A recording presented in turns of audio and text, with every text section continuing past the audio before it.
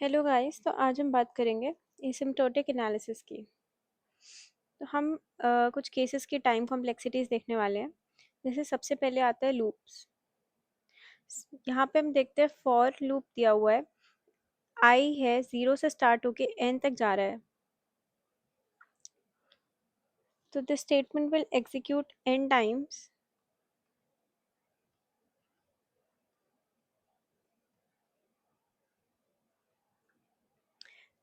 For loop के अंदर एक स्टेटमेंट दिया हुआ है m is equal to M plus two. ये कांस्टेंट टाइम के लिए चलेगा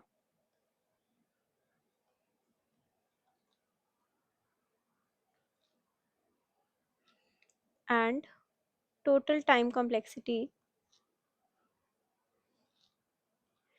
will be c into n is equal to big O of n। अब नेस्टेड लूप की तरफ बढ़ते हैं। First statement x is equal to X plus one कर रहा है, same as m is equal to M plus two. ये constant time में वर्क करेगा। अगर हम फॉर लूप पे आते हैं, फॉर लूप हमारा जो पहला लूप है वो 0 से लेके n तक जा रहा है, तो it will execute n times. But इस लूप के अंदर ही हमारे पास एक नेस्टेड लूप है जिसकी वैल्यू j की 0 से n तक जा रही है। नेस्टेड लूप होने की वजह से इसका भी एग्जीक्यूशन n टाइम्स होगा। अगर हम लास्ट स्टेटमेंट पे आते हैं तो ये भी एक नॉर्मल ऑपरेशन हो रहा है, यहाँ पे कांस्टेंट टाइम में ये कंप्लीट होगा। अब हम इस पूरे प्रोग्राम की टाइम कॉम्प्लेक्सिटी को देखें तो c like constant time c ले रहे हैं हम यहाँ पे, c इंटू n। क्योंकि हमारे पास यहाँ नेस्टेड लूप है तो हम लूप्स की जितनी बार वो एग्जीक्यूट होगा उसको मल्टीप्लाई करेंगे and will get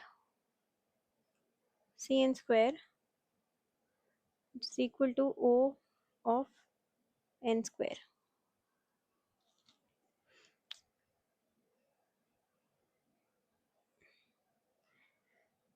For consecutive statements, x is equal to x plus 1 will take constant time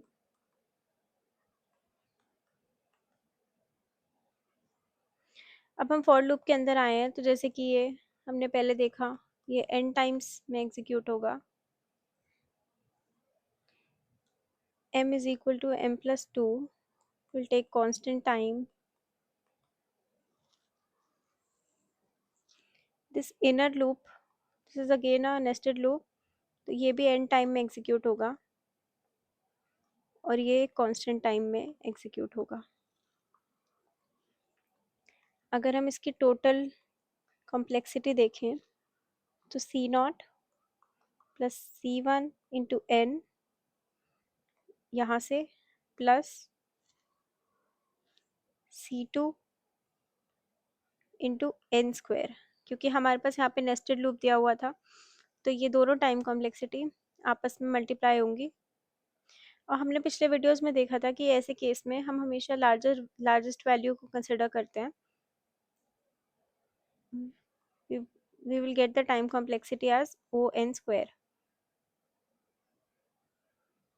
Next is if then else statements। हम पहले if को चेक करेंगे। टेस्ट जो है हमारा, जब भी हम यहाँ पे टेस्ट कर रहे हैं कंडीशन को, वो एक कांस्टेंट टाइम में चलेगा।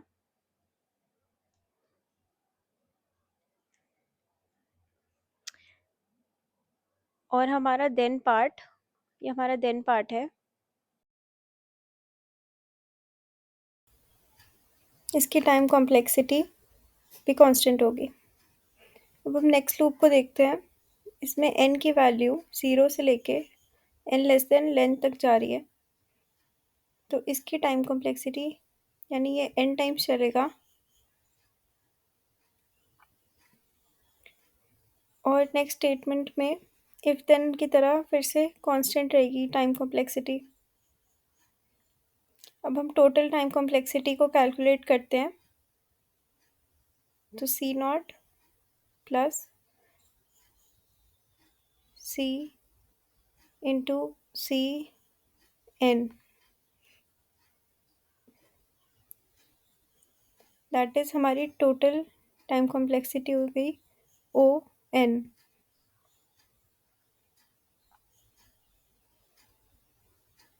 अब लोगैरिथमिक कॉम्प्लेक्सिटी की बात करते हैं।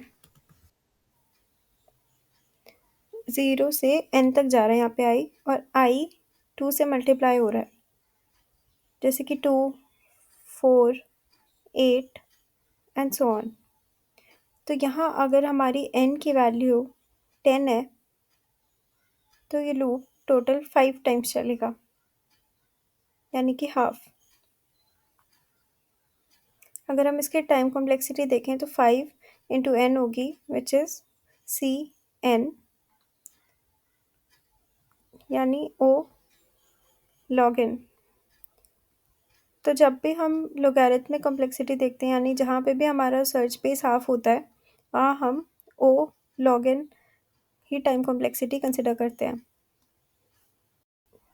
जैसे कि 2, 4, 8 एंड सो ऑन। तो हमारी टाइम कॉम्प्लेक्सिटी इस केस में ओ लॉग एन होगी। So that was all about time complexities. Thank you.